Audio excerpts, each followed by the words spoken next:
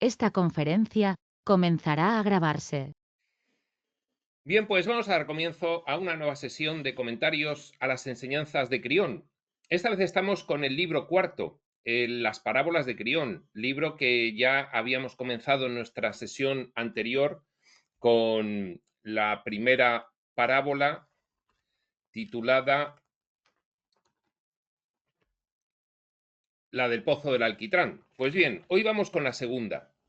La segunda es una de las parábolas preferidas de Lee Carroll y se llama ¿Quién y el aula de la lección?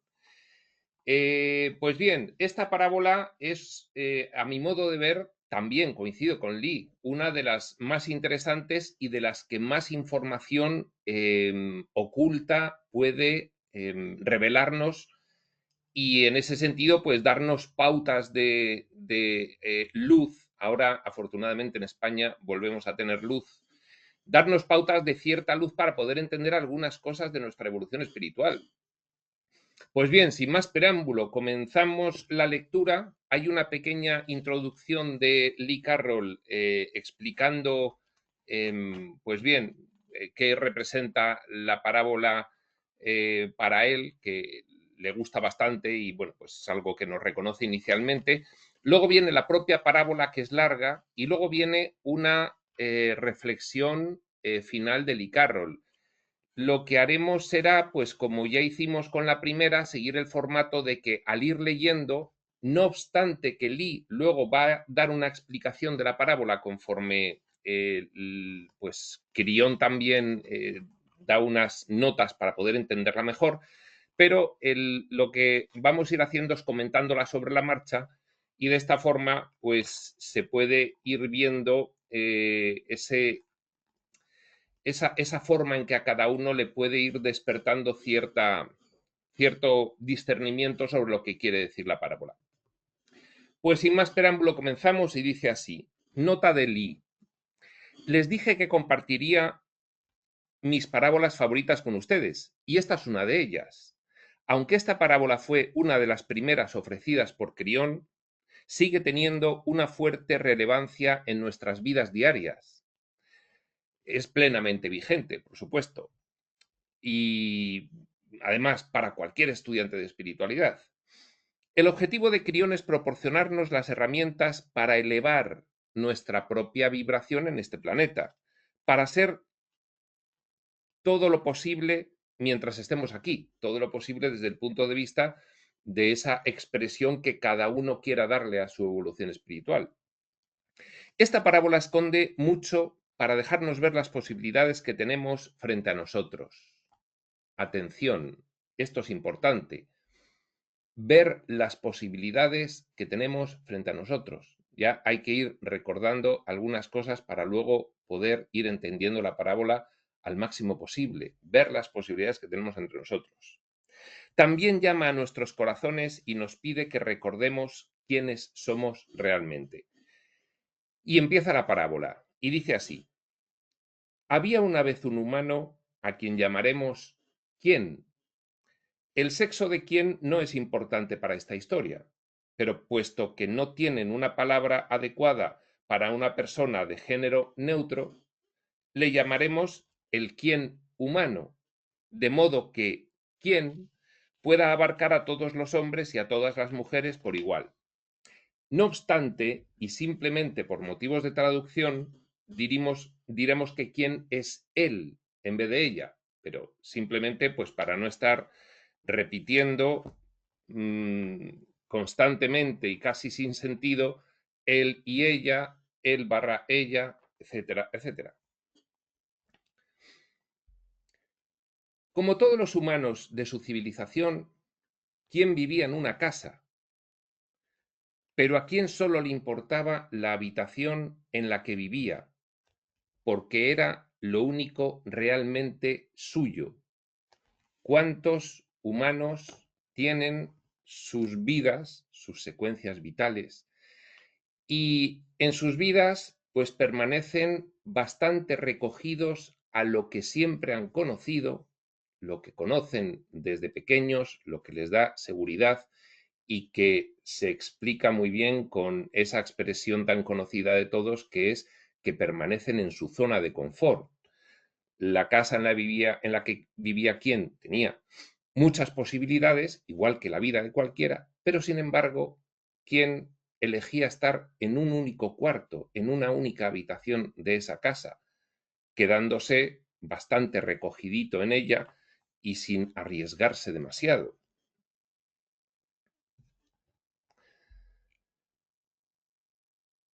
Esa habitación en la que vivía era lo único realmente suyo. Esto también nos está diciendo que muchas veces, pues, nos aislamos en el sentido de no tener que relacionarnos y compartir otras cosas con los demás, sino que tenemos nuestro propio mundo cerradito, del cual, pues, no queremos salir porque estamos ahí muy cómodos y muy seguros. Su habitación era bonita, por supuesto para él, y era su tarea encargarse de que siguiera siéndolo, y lo hacía. ¿Quién vivía una buena vida? Pertenecía a una civilización en la que cada vez que quería comida, había mucha. Nunca tenía frío, porque siempre tenía para protegerse. A medida que quien crecía, aprendía muchas cosas sobre sí mismo. Aprendía qué cosas le hacían sentirse feliz y encontraba objetos para colgar en la pared a los que pudiera mirar y sentirse feliz. Vamos a parar aquí un momento, porque es interesante hacer ver que quien pertenecía a una civilización en la que cada vez que quería comida había mucha y que nunca tenía frío porque siempre tenía para protegerse. Es decir, las comodidades mínimas materiales estaban cubiertas, al igual que están cubiertas para tanta gente en nuestra civilización occidental. Claro, Quirión, pues principalmente revela para la civilización occidental. Quirión, aparte de Lee Carroll, tiene otros reveladores, no necesariamente coincidiendo en el mismo momento del tiempo, pero que dan un mensaje espiritual adecuado a otras culturas que pueden no tener el nivel de civilización que tenemos en Occidente. Bien, aunque no es fácil definir qué es Occidente últimamente.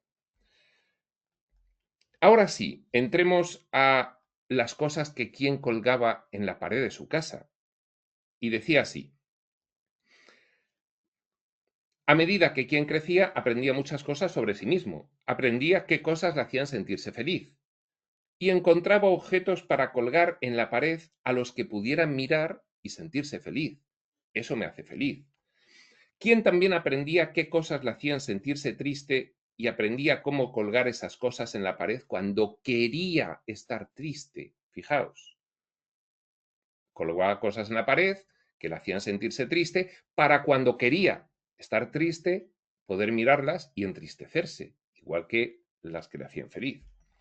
También aprendía qué cosas le hacían enfadar y encontraba cosas que colgar en la pared a las que pudiera dirigirse cuando decidiera estar enfadado. Decidir estar triste, decidir estar enfadado. Ahí tengo las cosas que me hacen sentirme triste, ahí tengo las cosas que me hacen sentirme enfadado. Y son cosas que se cuelgan en la pared para que queden expuestas, para que todo el mundo pueda ver, para que quien pueda ver, para que estén al alcance. Como sucede con otros humanos, quien tenía muchos miedos. Aunque tenía lo básico para vivir, tenía miedo de otros humanos y de ciertas situaciones. Últimamente, desde luego que las circunstancias a nivel planetario que han estado ocurriendo fomentan ese miedo a cualquier cosa que pueda ocurrir. Últimamente tenemos, en fin, grandes propagaciones de bichitos, tenemos crisis económicas, tenemos guerras, tenemos apagones, tenemos inundaciones, sobre todo estas dos últimas por aquí, por estos lares. Y quien, como el resto de los humanos, tenía mucho miedo. Temía que esos humanos y situaciones pudieran traer cambios. Daos cuenta que quien vivía en su habitación, de la gran casa en la que podía vivir, solo vivía en su habitación y no quería salir de allí porque no quería cambios, lo tenía todo a mano y todas sus cosas ordenadas y colgadas por la pared. Temía que esos humanos y situaciones pudieran traer cambios porque se sentía seguro y estable con la manera como eran las cosas. Y había trabajado duro para llegar a ese estado. Había trabajado duro para estar en su buena zona de confort. ¿Quién temía las situaciones que parecían tener control sobre su estable habitación? Es decir, el control sobre su estable habitación lo tenía quién y no le gustaba la idea de perder ese control sobre su estable habitación, sobre su vida tal como era, debido a que otros humanos y situaciones traían cambios. Pues, por ejemplo, amigos, pareja, aquí no se habla de que quien tuviese pareja, etcétera, etcétera. Situaciones varias, viajes, en fin, emprendimientos, pues quién lo tenía todo muy acotadito para que pudiera seguir manteniendo el control sobre su vida.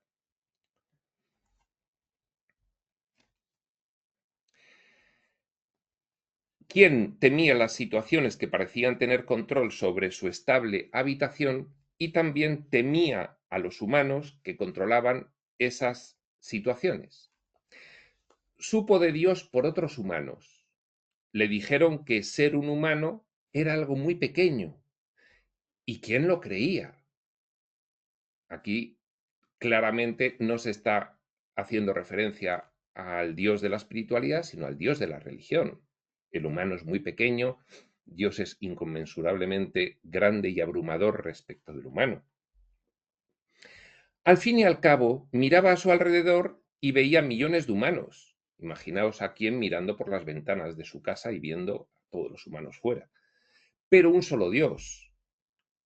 Le dijeron que Dios era todo y que Él no era nada, pero que Dios en su amor infinito respondería a las plegarias de quien, si rezaba con sinceridad y actuaba con integridad durante su vida, a petición previa.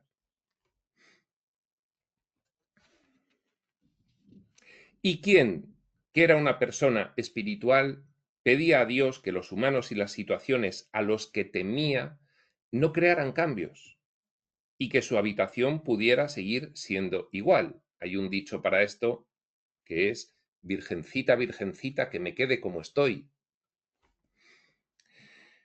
Y Dios respondía a la petición de quién. Ya vamos viendo que quién era una persona que, debido al temor, permanecía en su zona de confort y no quería asumir ni riesgo ni responsabilidad sobre su propia evolución espiritual. Había otros que le habían contado cómo era Dios y lo que había que hacer con Dios, y él les creyó y así lo hacía, y todo ello con el fin de preservar su control sobre su pequeña habitación, sobre su pequeña vida. ¿Quién tenía miedo del pasado? Porque de algún modo le recordaba cosas desagradables. ¿Nos lo dices o nos lo cuentas? ¿Quién? Y rezaba a Dios para que bloqueara esas cosas de su memoria. Represión. No afrontar esas cuestiones que están ahí desde el subconsciente, reprimidas, enterradas, y que salen a condicionarte tu vida y te hacen tener miedo de situaciones y de humanos que controlan esas situaciones y de perder el control sobre tu vida. ¿Por qué? ¿De dónde viene ese miedo? Del pasado. ¿Quién tenía miedo del pasado porque de algún modo lo recordaba cosas desagradables y rezaba a Dios para que bloqueara esas cosas de su memoria? Y Dios respondía a la petición de quién. ¿Quién bloqueaba él mismo esas cosas en su memoria? Pero, sin embargo, proyectaba sobre Dios, pidiéndole a Dios que las bloqueara, proyectaba sobre Dios como que al final esas cosas las hacía Dios porque Él se las pedía, no las decidía Él. Entonces estaba no asumiendo su propia responsabilidad. sobre lo que acontecía realmente. ¿Quién también temía al futuro? Porque contenía posibilidad de cambios y era oscuro, incierto y escondido de él. Pues al igual que al pasado, que le generaba un dolor que había reprimido y no quería abrir esa caja, tenía miedo del futuro. ¿Quién pedía a Dios que el futuro no trajera cambios a su habitación? Y Dios escuchaba su petición. Dios, por favor, impídeme recordar el pasado, porque recordar el pasado me trae dolor, e impídeme recordar el futuro, impídeme que en el futuro me sobrevengan cambios a mi vida que pudiesen suponer una pérdida de control a esta vida tan recogidita que yo amo debido a que temo los cambios. ¿Quién tenía todo ese paradigma en su mentalidad completamente montado? ¿Quién nunca iba muy lejos dentro de su habitación? Incluso en su propia habitación tenía unas áreas en las que estaba casi siempre. Incluso en su propia expresión de vida así tan mm, cerradita y tan recogidita, no se movía demasiado. ¿Quién nunca iba muy lejos dentro de su habitación porque todo lo que realmente necesitaba como humano estaba en un rincón? Cuando sus amigos venían de visita, este era el rincón que los enseñaba, y estaba contento así. Es decir, que tampoco se abría a los demás, tampoco mostraba las interioridades de su ser a sus amigos para poder compartirlas con autenticidad, sino que tenía una imagen muy concreta, la esquina de su habitación, que era la única que le mostraba a sus amigos. Eso le mantenía mucho más aislado y separado de ellos y sin incurrir en ningún riesgo de que los amigos pudiesen ver en la vida de quien, salvo aquellas cosas que él quería colocar en las paredes para que todo el mundo las viese. Es decir, mantenía un perfecto control sobre lo que permitía a los demás ver de sí mismo y lo que no. Con lo cual, pues, se privaba de oportunidades de tener situaciones en las que evolucionar espiritualmente. Se privaba de esa audacia del guerrero espiritual, de decir, tengo que enfrentarme a determinadas situaciones y para eso tengo que asumir algunos riesgos, porque si no, no me puedo enfrentar a ellas.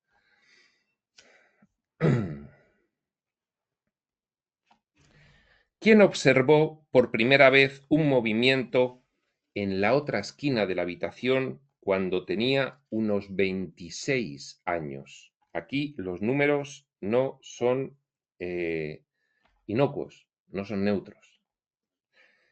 Luego lo explicamos. Se asustó mucho e inmediatamente rogó a Dios que desapareciera ese movimiento que vio en la otra esquina de la habitación, porque le hacía sentir que no estaba solo en su habitación. Y esta no era una situación aceptable. Pierdo el control. ¿Qué es lo que ocurre? Esto no sé lo que es. Por favor, Dios, libérame de ello. 26. Dios atendió la petición de Quién y el movimiento paró. Así que Quién dejó de tenerle miedo. Vuelve el que Quién boicotea el que aparezcan ventanas de oportunidad en su vida y sin embargo lo atribuye a Dios, quitando esa responsabilidad.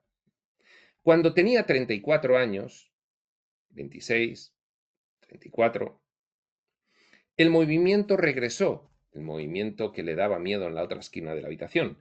Y de nuevo, ¿quién pidió que parara? Porque tenía mucho miedo. El movimiento paró, pero no antes de que quien viera algo que había nunca visto antes en la esquina. Otra puerta. En la puerta había una extraña escritura. ¿Y quién tuvo miedo de sus implicaciones? Fijaos, 26 años, ve un movimiento extraño y le pide a Dios que le libere de él. 34 años, pasan 8, ve un movimiento extraño, pero ve algo más. Ve en esta segunda ocasión algo más que en la primera vez, con lo cual le da más miedo. Fijaos que en la segunda ocasión ve más de lo que ve en la primera y le da más miedo. ¿Quién preguntó a los líderes religiosos sobre la extraña puerta y el movimiento? Y le advirtieron que no se acercara allí, porque dijeron que era la puerta de la muerte y que sin lugar a dudas moriría si su curiosidad se convertía en acción. Aparecen en la vida de quien unas cuestiones nuevas que él, gracias a la religión y al Dios de la religión, rechaza. Con 26 años, con 34 vuelven a aparecer y esta vez ve algo más, pero por eso se inquieta más y va a preguntar a su religión: oiga, ¿esto que estoy viendo ahí qué puede significar? Aléjate de ello, que es la muerte. Ni te acerques, eso sin duda es algo maligno. Segunda oportunidad. También le dijeron que la escritura en la puerta era malvada y que nunca debía volverla a mirar. En cambio, le animaron a que participara en un rito con ellos y a dar su talento y ganancias al grupo, y que haciendo esto le iría bien. Pues bien, ante esas cosas nuevas, misteriosas, que aparecieron en su vida por 2 ocasiones, en la segunda le entró tanto miedo que fue a consultar a sus líderes religiosos y ellos le calmaron y le dijeron: no vuelvas a mirar en esa dirección, porque ahí está el mal, la muerte, y seguro que te perderás. Muy en cambio, vente con nosotros y participa en estos ritos, que ya verás lo bien que te van a ir. Cuando quien tenía 42 años, 8 más que cuando tenía 34, que fue 8 más que cuando tenía 26. 42 años, tercera oportunidad. El movimiento regresó. Aunque quien esta vez ya no le tenía miedo, de nuevo pidió que parara y paró. Fijaos, 42 años, una cierta madurez, regresan cosas misteriosas y extrañas a su vida, se presentan en su vida. Él ya no le tiene miedo, pero las sigue rechazando. Esto es muy interesante, porque ya tenía muy claro en su programa mental que los líderes religiosos habían dicho, es decir, casi desde siempre, que aquello no estaba nada bien y que se representaba el mal y la muerte y tenía que alejarse de ello. De nuevo pidió que parara y paró. Dios era bueno por responder tan rápida y completamente, concluía ¿quién? ¿Quién se sintió fortalecido por el resultado de sus plegarias? Cuando quien tenía 50 años, 8 más, enfermó y murió, aunque no se dio realmente cuenta de ello cuando sucedió. Bien, vamos a parar en un momento aquí y vamos a explicar que en la numerología de Crión, el número 8 representa la abundancia, el poder de manifestación y la responsabilidad espiritual. ¿Y qué es lo que ocurría cada 8 años? Que se le presentaban a quien ventanas de oportunidad. ¿Quién le presentaba estas ventanas de oportunidad? Lo espiritual, su alma, para que despertase, para que saliese de su zona de confort, para que aprovechase el tiempo, para que tuviese una vida dinámicamente evolutiva desde el punto de vista espiritual y aprovechase toda circunstancia posible para poder evolucionar desde todos los puntos de vista. Cada 8 años se le presentaba la oportunidad de la abundancia, del poder de manifestación y de la responsabilidad espiritual, y él las iba rechazando todas, hasta que llegan los 50 años y ya enferma y muere. Y ahora vamos a ver qué ocurre. Cuando quien tenía 50 años enfermó y murió, aunque no se dio realmente cuenta de ello cuando sucedió. De nuevo vio el movimiento en la esquina y volvió a pedir que parara, pero en cambio se hizo cada vez más claro y cercano. Muere y ya es inviable afrontar la cuestión de la espiritualidad, que cada cierto tiempo había ido apareciendo en su vida, pero debido a las circunstancias de su personalidad, su programación y su dependencia de los líderes religiosos, pues había ido negando y además había pedido a Dios que lo parase y Dios le había hecho caso. Ya vemos que con aquella proyección era todo una falta de asunción de responsabilidad, un rechazo de la abundancia en este sentido espiritual, de poder evolucionar. Se presentaban situaciones que le hubiesen podido hacer evolucionar y un rechazo del poder de manifestación. No, no, yo solo quiero este pequeño reducto de esta esquina de mi habitación, es decir, una vida muy contenida, muy comprimida, con todos los parámetros de esa vida muy claros y controlados y totalmente aislada de cualquier riesgo. De nuevo vio el movimiento en la esquina y volvió a pedir que parara, pero en cambio se hizo cada vez más claro y cercano. Asustado, Quien se levantó de la cama para descubrir que su cuerpo terrenal se quedaba allí, se levantó con el cuerpo astral, y que él se encontraba en forma de espíritu. A medida que el movimiento avanzaba hacia él, Quien empezó a reconocerlo en cierto modo. Sentía curiosidad en vez de miedo, y su cuerpo espiritual parecía natural. ¿Quién vio entonces que el movimiento eran realmente dos entidades que se acercaban? Las figuras blancas, a medida que se situaban más cerca, brillaban como si tuvieran luz en su interior. Finalmente se quedaron delante de él, y quien se sorprendió por su majestad, pero no tuvo miedo. Es que el hecho de salir de la condición humana ya te libera de tantos condicionantes de diseño que inmediatamente empiezas a entender y ves las cosas de otra manera. ¿M? Ves las cosas de otra manera y ese miedo eh, a la muerte y a lo desconocido se va pasando frecuentemente, salvo que mueras con un fortísimo trauma, que, en fin, te quedas atrapado en el bajo astral. Esto ya son otras cuestiones que no se tratan en la parábola. Finalmente las dos figuras se quedaron delante de él, y Quien se sorprendió por su majestad, pero no tuvo miedo. Una de las figuras habló a Quien y dijo: «Ven, querido, es la hora de marchar». La voz de la figura estaba llena de gentileza y familiaridad. Sin dudarlo, Quien se fue con los dos. Estaba empezando a recordar lo familiar que era todo mientras miraba hacia atrás y veía su cadáver aparentemente dormido en la cama. Ya empezaba a sentir una familiaridad con esa situación. Se sentía lleno de un maravilloso sentimiento que no podía explicar.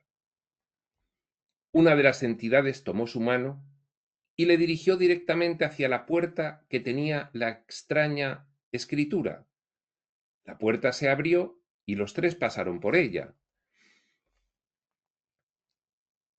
Entró en un pasillo en el que, según lo que relatan algunos reveladores de lo que ocurre después de la muerte, puede hacer una revisión de su vida.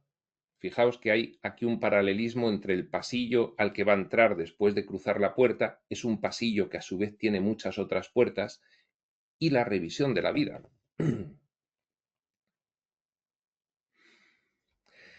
Quien se encontró a sí mismo en un largo pasillo con puertas a otras habitaciones a cada lado. Pensó para sí mismo: «Esta casa es mucho mayor de lo que yo pensaba».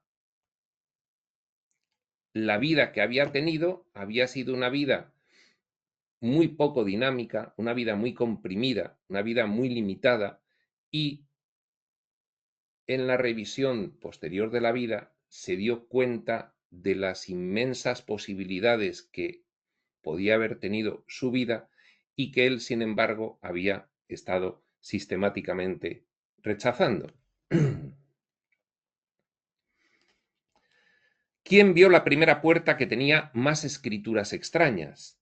Habló a una de las entidades blancas. ¿Qué hay detrás de esa puerta de la derecha? Esto de las escrituras extrañas de las puertas representa la confusión inicial en los primeros hitos después de la muerte.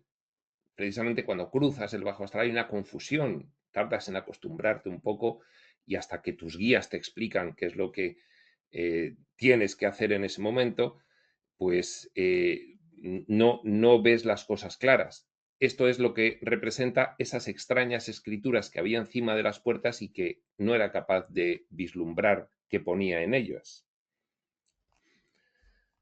¿Qué hay detrás de la puerta de la derecha? Sin decir palabra, la blanca figura abrió la puerta e indicó a quien que entrara. Al entrar, quien se quedó estupefacto. Amontonadas desde el suelo hasta el techo, había más riquezas que en sus más locos sueños. Había lingotes de oro, perlas y diamantes. Solo en una esquina había suficientes rubíes y piedras preciosas para un reino entero. Miró a sus compañeros blancos y brillantes y les preguntó: ¿qué es este lugar? El más alto respondió: esta es tu habitación de la abundancia, por si hubieras querido entrar en ella.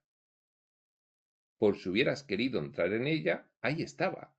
Por si en tu vida hubieses querido romper alguna zona de confort en algún momento de los que se te presentó, y podías haber entrado en esta habitación de la abundancia.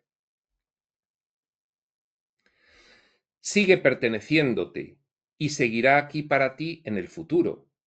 Bien, esto no es un castigo, no te preocupes. La vida humana son unas experiencias programadas con un propósito específico, no es un juicio. No te preocupes, esto sigue a tu disposición para el futuro. ¿Quién estaba sobrecogido por esta información?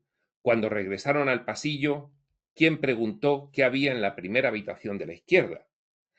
Otra puerta con una escritura que estaba empezando a tener cierto sentido. ¿Quién ya estaba perdiendo la confusión inicial del periodo entre vidas y empezaba a recobrar cierta lucidez?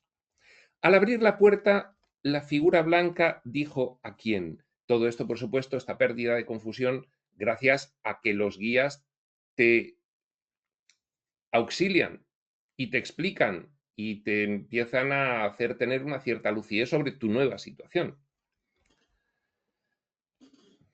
Al abrir la puerta, la figura blanca dijo a quién.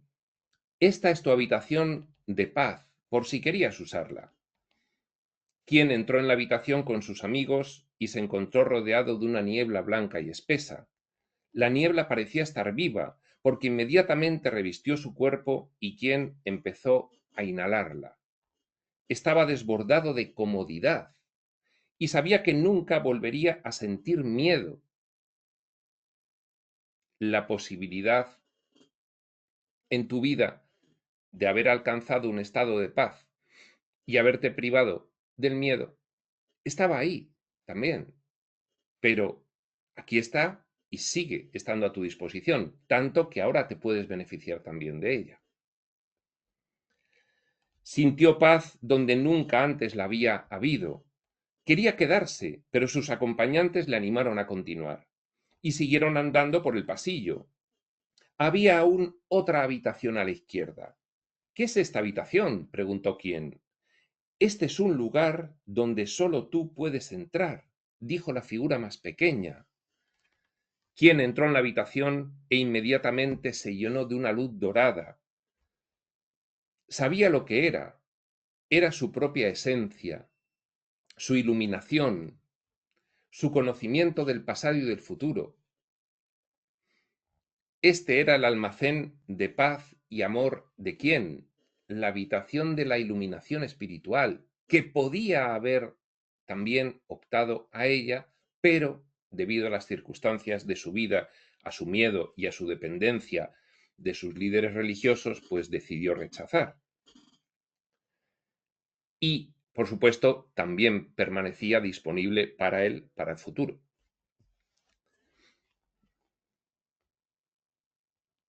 ¿Quién lloró de alegría y se quedó allí absorbiendo verdad y comprensión durante mucho tiempo? Sus acompañantes no entraron, eran pacientes. Los guías son completamente pacientes.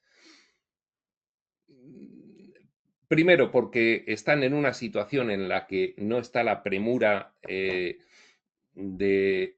la supervivencia de la experiencia humana. Y segundo, porque el tiempo fuera de la Tierra ya no corre de forma lineal y entonces lo de la paciencia es más llevadero.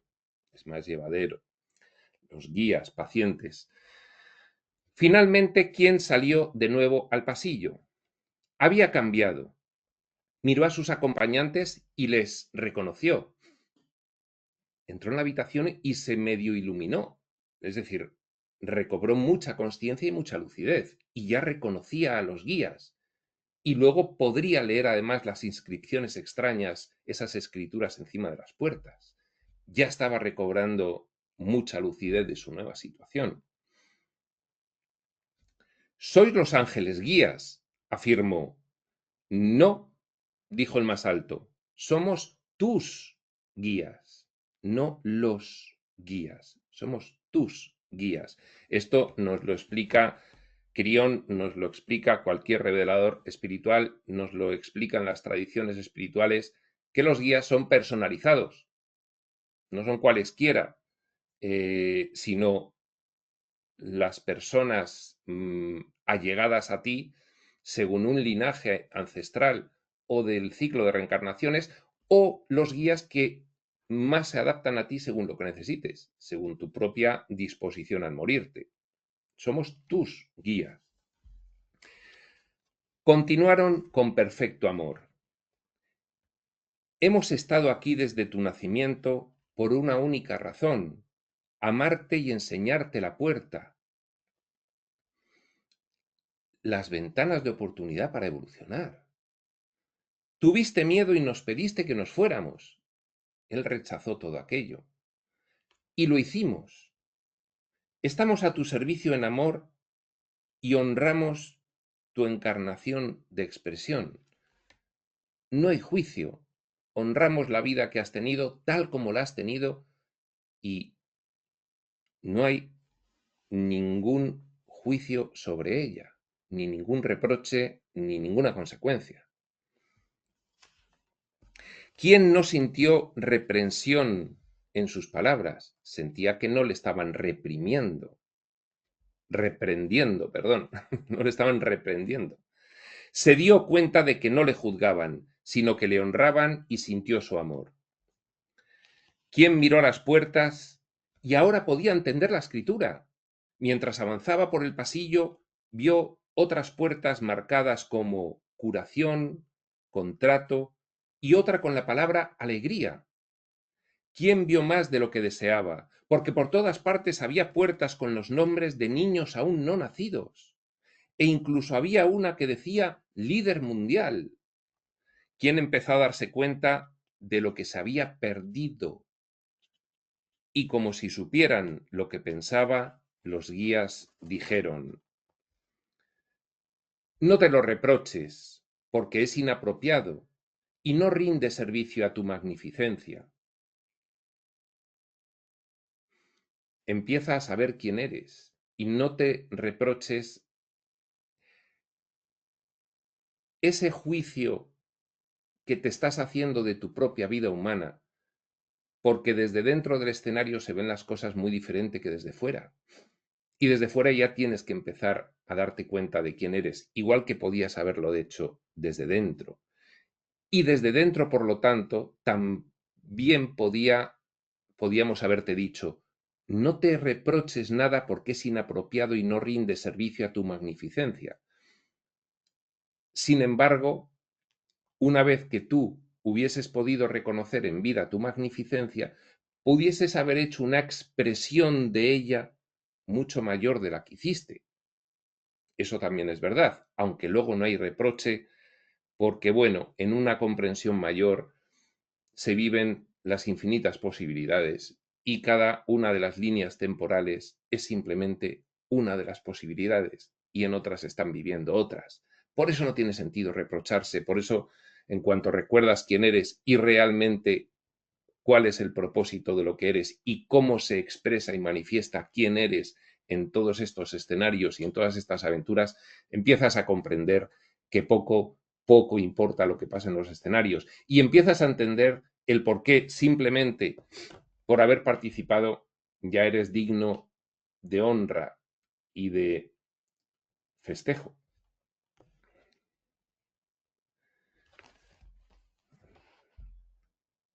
No te lo reproches, porque es inapropiado y no rinde servicio a tu magnificencia. ¿Quién no lo comprendía del todo? Miró al final del pasillo hacia el lugar por donde había entrado y vio la escritura en la puerta. La escritura que al principio le había asustado. La escritura era un nombre. Era su nombre, su verdadero nombre. Y ahora comprendió completamente. ¿Quién sabía la rutina? Porque ahora él recordaba todo y ya no era quién. Sabía la rutina de los periodos entre vida. Dios, ¿quién dijo adiós a sus guías y les agradeció su fidelidad? Se quedó parado durante un tiempo mirándoles y amándoles. Entonces él empezó a andar hacia la luz al final del pasillo. Ya había estado allí antes. Sabía lo que le esperaba en su breve viaje de 3 días a la cueva de la creación para recuperar su esencia. Según Crión, la cueva de la creación es un sitio físico que guarda tu esencia mientras tienes la aventura humana, un sitio físico en el interior de la Tierra, no al alcance de nadie que esté en la superficie. La cueva de la creación, uno recoge su esencia, ahí está grabada toda la experiencia, no solo de esa vida, sino del resto del ciclo de reencarnaciones, es decir, uno se reúne con su alma y se va a sus siguientes quehaceres en el periodo entre vidas. Uno de los cuales, el primero, es llegar al Salón de los Honores y recibir la gran ovación y la gran celebración. Sabía lo que le esperaba en su breve viaje de 3 días a la cueva de la creación para recuperar su esencia, y luego hacia el Salón del Honor y la celebración, donde le esperaban aquellos que le amaban muchísimo, incluso aquellos a quienes él había amado y perdido durante su estancia en la tierra. Sabía dónde había estado y sabía a dónde iba. ¿Quién volvía a casa? Bien, pues esta es la parábola y bueno, en algún momento me he planteado si no era conveniente leer primero la parábola y luego explicarla tal como hace Lee, pero para eso ya está el libro. Estos son comentarios a las enseñanzas de Crión y aquí pues no se considera si se está haciendo spoiler o no. Si uno considera que se le está haciendo spoiler, pues que vaya a las parábolas de Crión, que las lea por sí mismo y que luego vea el vídeo. Pero me parece que es interesante hacer los comentarios sobre la marcha para el máximo aprovechamiento de lo que es la parábola, al menos en lo que humildemente yo puedo aportar. Ahora viene el comentario de Lee Carroll, que es muy interesante y en algunas cosas coincide con el mío y en otras no. Y desde luego hay que hacerle mucho caso porque Lee Carroll se inspira en los comentarios del mismo Crión sobre la parábola. Por lo tanto, aquí tenemos 3 puntos de vista. Los de Lee Carroll, los del propio Crión, que efectivamente es el cualificado para hacer los comentarios, y los de el otro pobre servidor que tenemos enfrente. Y dice así, postdata del autor. La presentación del personaje, quien, por Crión al principio de la historia, es un intento de crear una persona sin género. ¿Quién es un ser guión quién? ¿Qué es? ¿Un hombre o una mujer? La intención de Crión es evitar una inclinación de género que interfiera en la completa comprensión de la parábola. o con la capacidad para ponerse en el sitio de quién. En la parábola, la casa de quién es obviamente su vida o su expresión, tal y como Crión llama a la vida. Y esta forma de llamar Crión a la vida me parece muy acertada, porque una vida humana es una expresión muy correcta desde dentro del escenario.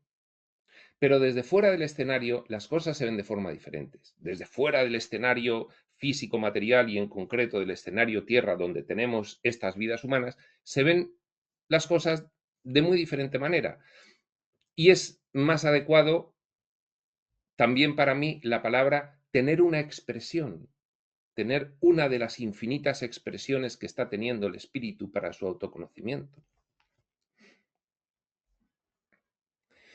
La analogía de las diferentes habitaciones se refiere a las ventanas de oportunidad que todos tenemos, que acompañan a nuestro contrato, nuestro karma y por lo tanto a nuestro potencial mientras estamos aquí.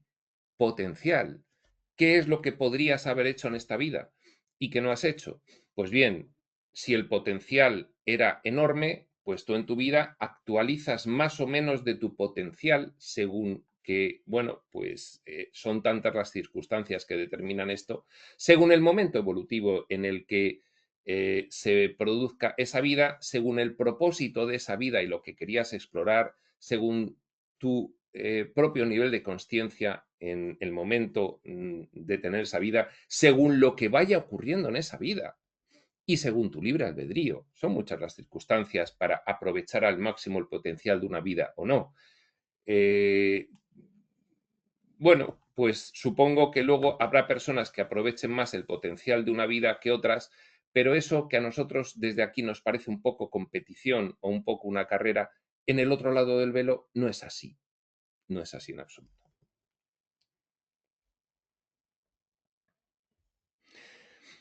La parte que habla sobre el aprendizaje de quién, de lo que le hace feliz, triste y enfadado, y sobre cómo cuelga en la pared cosas para hacerle sentir de esa manera, es realmente información llena de prospección sobre los humanos. Es una información de conocer a los humanos muy bien, de haber hecho una prospección sobre los mismos. Se refiere a las partes de nosotros mismos que ahondan en el pasado y reviven ciertos acontecimientos para sentir de una determinada manera.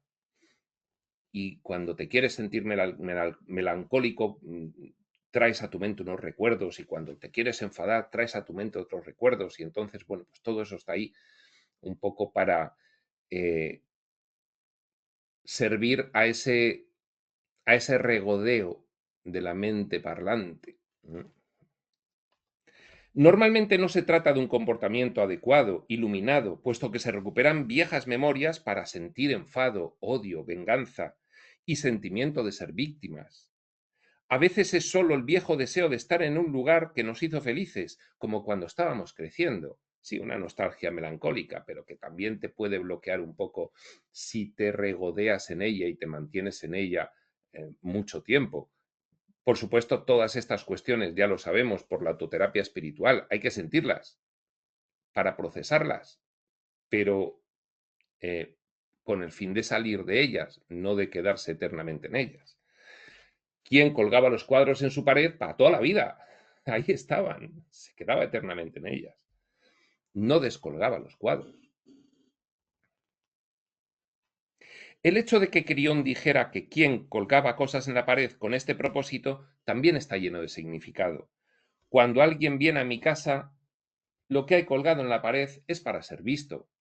Son mis fotos de familia y otras fotos bellas, lo que quiere decir que he colgado cosas en la pared para darles énfasis, aunque sea para el beneficio de los desconocidos que lleguen, porque siento que esos objetos son especiales. Son los objetos de mi vida a los cuales estoy apegado. Son especiales. El especialismo. Por lo tanto, Crión nos presenta a quien colgando sus sentimientos para que todo el mundo los vea y reaccione a esa pared de elección. De esta forma se sabe quién es quién como personaje humano y no se le conoce sino se sabe lo que quién quiere mostrar a los demás. El rol externo de quién, no la autenticidad de quién. Quién, como muchos otros humanos, quiere involucrar a otros en sus propios procesos, porque el hacerlo les hace a quién y a los otros sentirse mejor. Esos apegos que hacen formarse unos grupos que se rigen todos pues por las mismas programaciones, podríamos decir. ¿Quién aún no sabe nada de la responsabilidad? Aún así, más tarde aprendemos que no importa en qué estado de iluminación se encuentra quién, no hay juicio por parte de Dios sobre ello. Claro que no. ¿Cuántos niveles de conciencia hay? ¿Cuántos procesos diferentes hay? No se es peor por estar en un proceso inicial de un ciclo de reencarnaciones y con un bajo nivel de conciencia. No hay fuera del, al otro lado del velo, fuera del escenario, no hay ningún juicio sobre eso, evidentemente. Tampoco debería haberlo dentro del escenario. Sin embargo, bueno, pues ya sabemos que los humanos tendemos a sentirnos superiores en cuanto que pensamos que destacamos sobre otra persona, cosa que cuando te das cuenta y reflexionas un poco sobre cómo se debe ver esto desde fuera, pues parece ridículo y sin sentido. Vemos que quien tiene miedos, continúa Lee, y su miedo principal es a propósito del control. Parece que en su vida teme a las situaciones en que alguien pudiera cambiar su habitación, su vida. Su reacción a la mayor parte de estos miedos es seguir igual.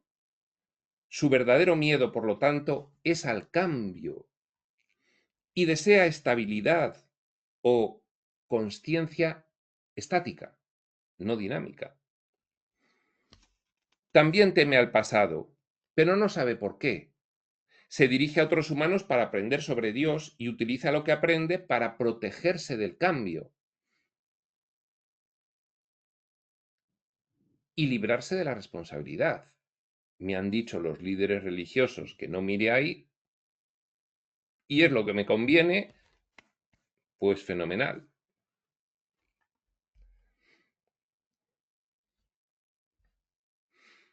Este es un ejemplo excelente de lo que la religión nos enseña hoy día. Tenemos a Dios representando el papel de responsable protector contra lo maligno y se anima a los miembros de la Iglesia a seguir la protección del pastor a través del valle de las sombras de la muerte. Eres un borrego que tiene que ir con el rebaño siguiendo a un pastor y no puedes empezar a llevar tu camino propio. Bien, insisto, hay muchos humanos que se encuentran en un proceso en el que esta cuestión de la religión se vive intensamente debido a que es su nivel de conciencia y su proceso. Y no hay juicio sobre ello. No hay juicio sobre ello. Simplemente se puede poner un contraste entre dos niveles diferentes.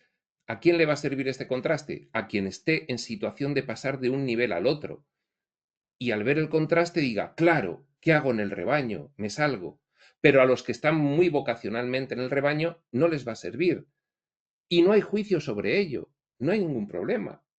Simplemente para los que estén ya iniciando otro camino fuera del rebaño, que vean claramente cuál era la situación previa y cuál es la situación actual, que han subido de nivel de conciencia y están experimentando otro tipo de cuestiones.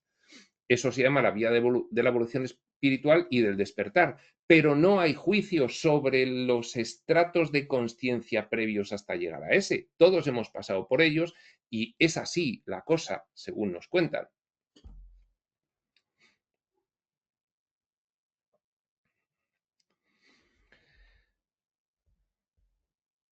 Esto difícilmente, el papel de la religión actual, en general para todos los que están en el rebaño, pero más particularmente para los que ya están en situación de poder salir de él. Esto difícilmente anima al pensamiento espiritual enriquecedor de los individuos. Tampoco promueve el concepto de tomar responsabilidad por lo que le sucede a uno mismo, tal como Crión nos ha aconsejado. Este es el contraste.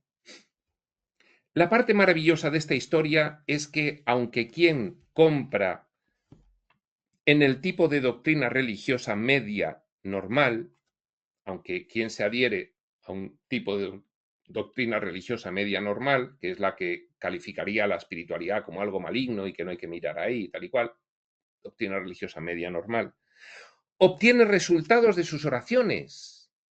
Claro, claro, que no se crea un estudiante de espiritualidad, que en la religión no hay espiritualidad. Cuidado, cuidado.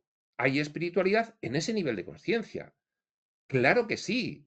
Todos estamos en el camino espiritual, solo que algunos estamos en el camino espiritual expreso, consciente, voluntario y comprometido, y otros están en el camino espiritual sin darse cuenta de que están en el camino espiritual, pero todos estamos en el camino espiritual. Con lo cual, ¿quién obtiene resultados de sus oraciones? Por supuesto que sí, porque es un ser creador y la oración es un medio de poner de manifiesto una cierta creación, de forma inconsciente, porque estás proyectando sobre otro ser que te concede lo que tú estás creando, pero funciona. Recibe la protección que pide y por lo tanto queda protegido del cambio del movimiento perturbador del rincón de la habitación. De nuevo, Crión nos ha dicho que la mecánica del Espíritu de Dios es absoluta y que la energía amorosa de los buenos intentos de oración da resultados, sea cual sea el entorno en el que estés. ¿Recuerdan el dicho? Tengan cuidado con lo que piden, porque quizá lo obtengan, un dicho de Crión. Es verdad, y esta parábola es la prueba, dice Lee. A lo largo de nuestras vidas todos tenemos varias oportunidades de enriquecimiento y descubrimiento de nosotros mismos. El pasillo con las puertas. Cada 8 años, el sentido numerológico de esa cifra que pone Crión en la parábola, tenemos oportunidad de abundancia, de manifestación y de darnos cuenta y asumir nuestra responsabilidad espiritual, al menos cada 8 años, al menos. A lo largo de nuestras vidas todos tenemos varias oportunidades de enriquecimiento y descubrimiento de nosotros mismos. ¿Y quién las tuvo? Aunque creía que tenía respuestas satisfactorias, Dios le honró con un vistazo de sus guías. Esto era el molesto movimiento que veía en la esquina, junto con la visión de una puerta. Se trataba de los esfuerzos de sus guías para llevarle a otra realidad, dándole así su merecida oportunidad de cambio y una oportunidad para enfrentarse a su miedo. De nuevo, Crión fue perspicaz al mostrar lo que las religiones del momento le dijeron que hicieron al respecto. Le dijeron a Quien que el movimiento era maligno. Hasta la fecha, esta es la respuesta más común para todo lo que vaya en contra de la doctrina popular de la religión. Y esto sigue ocurriendo ahora mismo. Hay muchos vídeos en internet de personas de las iglesias que dicen que lo de la espiritualidad y la nueva era y no sé qué es horroroso y está programado y bueno, pues también hay movimientos de personas que han accedido a la espiritualidad por la vía de la psicología y entonces están en su atalaya, porque hay muchas atalayas de personas que critican a los de las otras atalayas y entonces dicen, no, la nueva era te lo dan todo hecho, no tienes que hacer trabajo ninguno y es muy fácil y, en fin, eso no es verdad. ¿Cuántas veces hemos visto en la revelación espiritual hablar del trabajo interno, de la autoterapia, de la introspección, de la prospección? ¿Cuántas veces? Bueno, pero cada uno en su atalaya, pues dice lo que más le satisface en función de la atalaya en la que está. Sigue diciendo Lee, muchos que no están de acuerdo con el punto de vista de otros simplemente lo llaman maligno y nunca se paran realmente en ninguno de los mensajes, ni observan la energía que rodea a la creencia. Así finalmente, ¿quién murió? Y lo que más temía sucedió. El movimiento del rincón se hizo realidad. Pero de algún modo lo reconoció y no tuvo miedo. Ya mueres y ya empiezas a tener un vislumbre diferente que cuando estabas vivo. Pasamos a las diferentes habitaciones más allá de la puerta y compartimos el descubrimiento de quién. La vista a las habitaciones es una exposición de su contrato terrenal, hecho para sí mismo, lo que planificó en la vida previa, en el periodo entre vidas previo, para esa vida que acababa de morir, y de su ilustración potencial, lo que pudo haber actualizado en aquella planificación, con riquezas, paz y esencia interior personal de poder individual, su parte de Dios. Reconoce a sus guías por el camino, mostrándonos que sabemos quiénes son verdaderamente nuestros guías. Les podemos reconocer. Pero que esto está escondido mientras estamos aquí. Incluso aquí, ya en esta nueva era que ya está siendo, precisamente, pues Crión tiene mucho que ver con ello, de la nueva energía, ya se puede familiarizarse uno de tal manera con su multidimensionalidad que puede empezar a reconocer a los guías.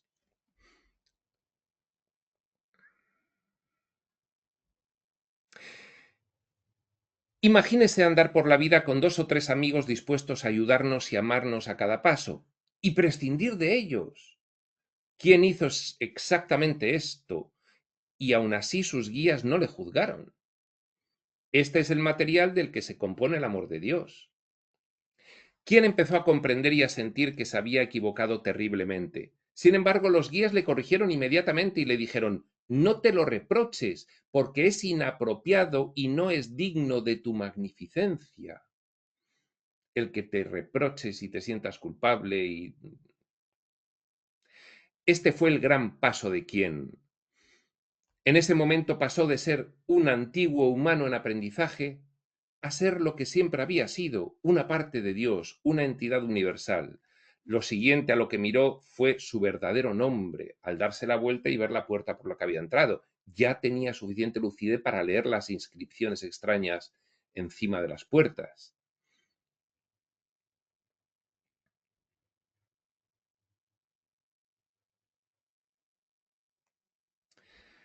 Lo siguiente a lo que miró fue su verdadero nombre en la puerta y recordó todo.